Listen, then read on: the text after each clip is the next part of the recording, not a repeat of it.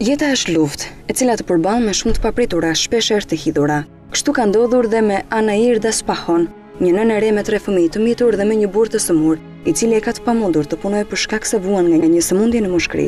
Kjo familje e përbërë prej 5 personash jeton në fshatin Belorta të Korçës, në një shtëpi të shkatëruar, me tavane të çara e të hapura, çka bën që çfarë bie jashtë të hyjë brenda. Ata nuk kanë asnjë të ardhur që në kohën kur burri i saj Erioni u sëmur, nuk marrin as ndihmë ekonomike nga komuna, ashtu si nuk mund të përfitojnë as kemp. Fëmijët nuk ndjekin as shkollën pasi dalin për të mbledhur hekurishte, për të siguruar bukën e gojës, thot Anairda mes lotëve, teksa vajza e saj Marcela i shtrëngon dorën e qan me dënesi për të thënë: "Na ndihmoni."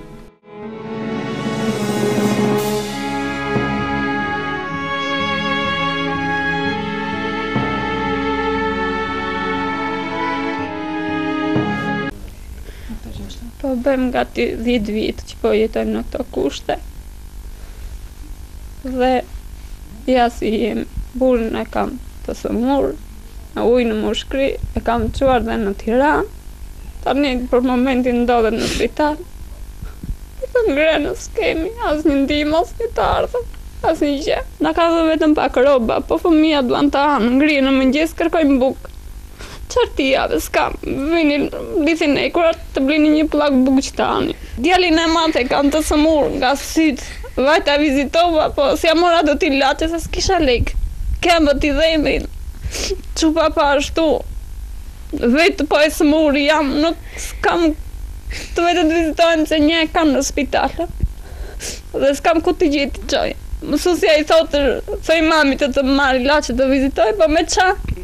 Me qartë t'ja marrë. Unë s'kam t'i jap të anë, pa leti ma ilaçe. Në shtëpinë e tyre është e vështirë të gjesh sadopak gëzim apo harmoni, nëpër cepa tek kësaj godine fantazmë.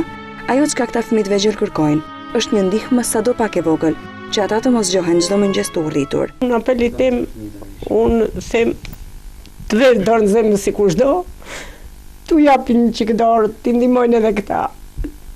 Mos vuajnë për të ngrenë një rast të parë, pa lej shtëpi edhe që s'kan, po vetëm për të ngrenë.